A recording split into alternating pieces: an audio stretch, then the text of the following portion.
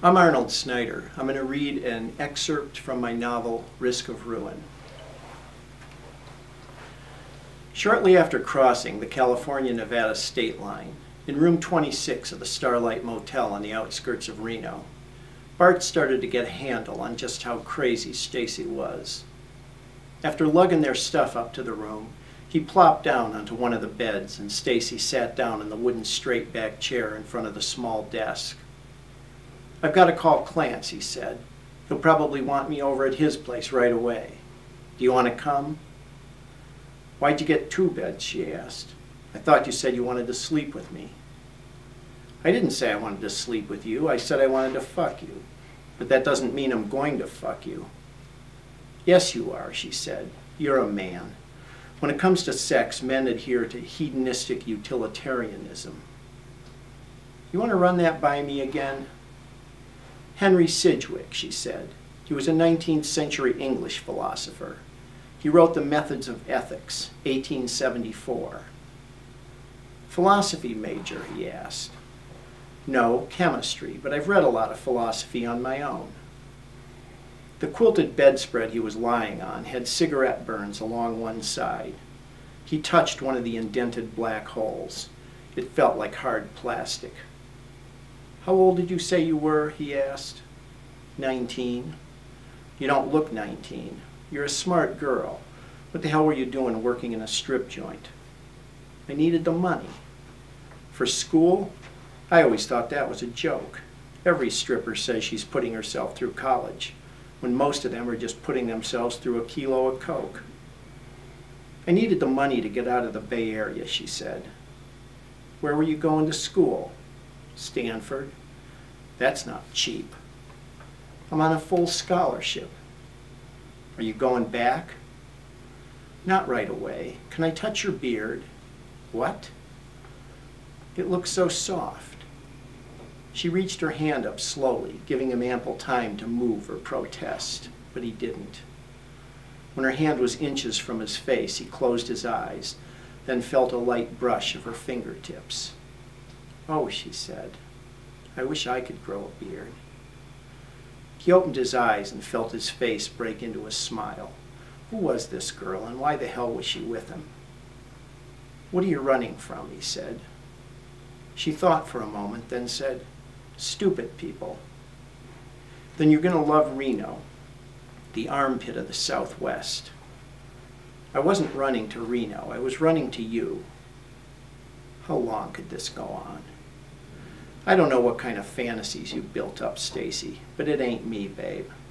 If you hang out with me for any length of time, I'm sure I'll disappoint you on as massive a level as anyone else ever has." He got up from the mattress and noticed that the worn carpet had blackened cigarette burns that looked similar to those on the bedspread. "I've got to call Clance," he said, flipping his cell phone open. "Look, Bart," she said, "I'm not going to beat around the bush. There's a reason I'm here and a reason you're here, but you don't know it yet." He closed his phone before making the call and propped a pillow against the headboard. He sat back down. "That sounds like beating around the bush to me. Are you trying to tell me something? Because I know why I'm here. I'm here for $30 an hour. Why are you here?" "What if I told you I was God?" Was this the weirdness Zoe had warned him about? He thought immediately of Persephone. Jesus, he could pick 'em. "I'm hungry," he said. "I say we hit the buffet at Circus before we head over to Clance's. Unless, of course, you'd like to rustle up some loaves and fishes." "I don't do miracles," she said. "Damn, I must be psychic. I knew you were going to say that." "I know you don't believe me, but do me a favor and don't tell other people." "You mean I can't tell Clance I'm dating the Savior?" "We're not dating, and I don't like that name." "How about Yahweh?" "You can call me that if I can call you Midge." A chill ran through him. "Are you going to tell me where you got that from?" The atmosphere had quickly become brittle. "Just call me Stacy." "You know, Stacy, I thought I liked you. Now I'm not so sure." He felt like she'd hit him below the belt. What else did she know about him? Are you going to tell me where you got that? She just looked at him. Why'd you call me that? You were hurting my feelings, Bart. You weren't taking me seriously. He smirked. Okay, I'll take you seriously, he said. What's it like being God? You just want to make fun of me. Hey, they mock Jesus too, so tell me what it's like. It's lonely. Are you on acid right now? She screwed up her face. No, she said. I had that trip once. I was 16. Took some acid with Clance. Scared the fucking shit out of me. Thought I was God. Everything I saw was my own creation. Nothing was real. It was like a movie, and I knew what was going to happen next, and it just kept happening. But I couldn't do miracles. Not because I was trying and failing. I was too scared shitless to try. I can do miracles, she said. No, you can't. Lots of people have had that trip. The tragedies are the nutcases who jump out of windows to prove it. Don't go playing in traffic, girl. Why don't you try and make that ashtray float? You do that and I'll fall down on my knees and worship your ass. I'm not here to entertain you with magic tricks. I'm here for a reason, and you have to help me. I need an apostle, Bart. An apostle? Does it pay more than 30 fucking bucks an hour?